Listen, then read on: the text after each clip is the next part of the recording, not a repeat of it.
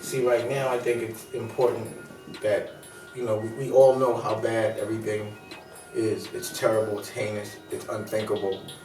The question is, how are we going to react to it that's going to be helpful to the future? And in making statements, making sure that you don't hurt your legacy. That you don't put yourself in a position that you can either be killed or go to jail. And in both cases, all your children now don't have fathers or mothers. Right. And that's not the proper statement. It's not an evolved way of evolving. You know what I'm saying? Right. I don't think to have to go 2 steps backwards to go, 1 step forward, you still end up negative. You know what I mean? And that's why I think it's important to even listen to a professional that could objectively maybe give some guidance on how to deal with this emotion, because anger is a natural reaction to something as heinous, and it's also destructive. In somebody's mind, it can justify doing things that aren't going to help your future. What were your feelings when I showed you the footage of the girl being raped by the officer? I was appalled. What was your feeling? It's disgusting. It's sickening. It's beyond sickening. There's no. I mean, there's a gut. My adrenaline's still flowing. Like, so you showed this video earlier, this officer raping this woman who was in a cell, and it's just a visceral reaction of sickness that somebody would do something like that. It's beyond sickening. So one of the things I like to make clear with people is that just because I'm an anger management specialist doesn't mean I don't experience anger. I mean, look at me. Do I look like a dude who's never been angry? Like, I know anger. But the question is, how do you deal with that anger? Because as Dame said too, we talk about legacy. Like, if I go out and I make one act and I go after somebody, and now I'm either locked up or shot, now my daughter grows up without a father. Right. And so that's not the answer. I don't think that's the answer. I don't think. Absolutely. I don't. That's not a logical equation. No. You know what I mean? And also, I think it's a good time to figure out how to make love the ultimate power. Even though you have to be able to protect yourself, but at the end of the day, how do we distribute more love in this moment than hate? You know what I mean?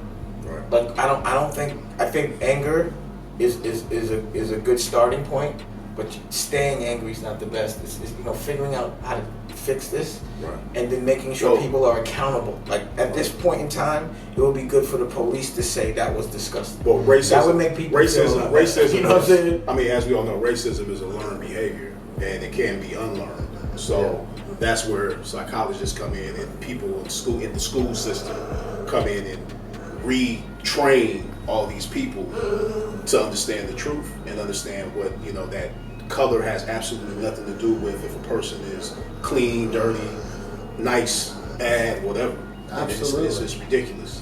We learn that statement when we're little that don't judge a book by its cover. Absolutely. But then so many families teach the opposite of that lesson. So they don't really teach that lesson. Right. And I think so many people pay lip service to, like, don't judge a book by its cover. But at the end of the day, then you hear them say, oh, well, let me tell you this about Sally's family. Let me tell you this about Timmy's family. Absolutely. So they're role modeling that. So for me, it's important for parents, for adults in their lives, in young people's lives, to start being consistent with that message and don't judge them. That means don't talk about people. Like, start to show, like, because kids don't go by what you say.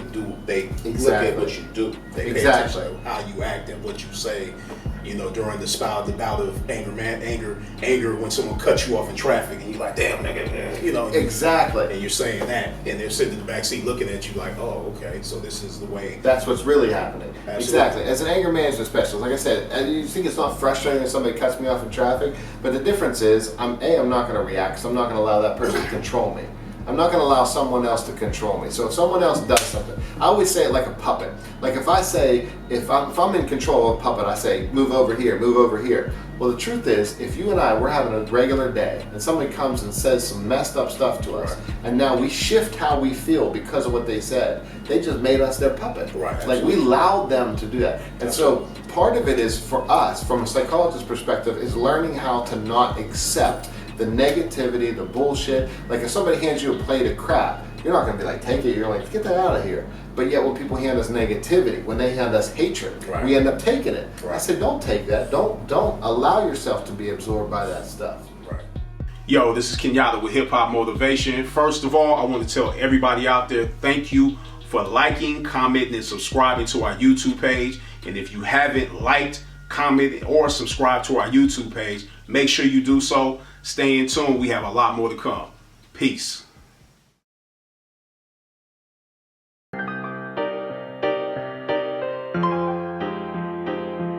Yo, you can either think of a master plan or get mastered by somebody else's plan. Check it.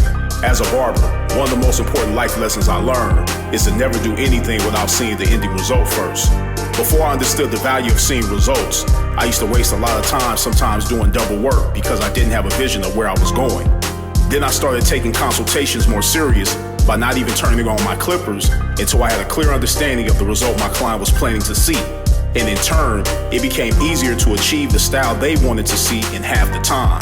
Real talk, the most successful barbers and beauticians are the ones that see the ending results before they start any service. Write this down. Before making any moves, know where you're going. Deciding from thoughts of being sick and tired of something, starting something, or admiring something can be the emotions that fuel change. Because write this down. Emotion leads to passion, passion leads to action, and action leads to results. Word up. Question: what's the #1 killer of dreams? If you said fear, you're wrong. Fear is on the list, but it's not the #1 killer. The #1 killer of dreams is comfort.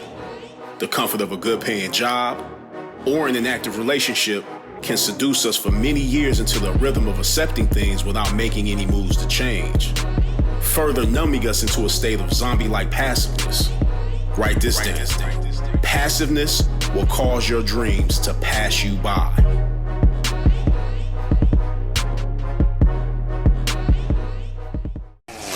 Dash thing. Nah, I don't want to chill out, bro.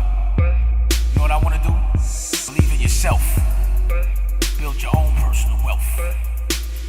Then that becomes personal health. I think I'm rhyming. How about that? Everything go down here. Just gotta, know what I mean, be a little smart.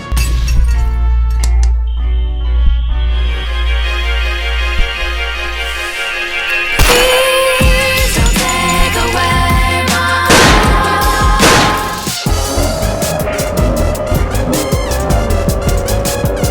I see you grooving right now. I was in my groove. Yeah.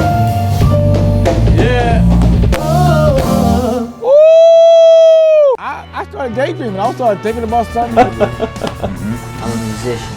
Yeah, exactly.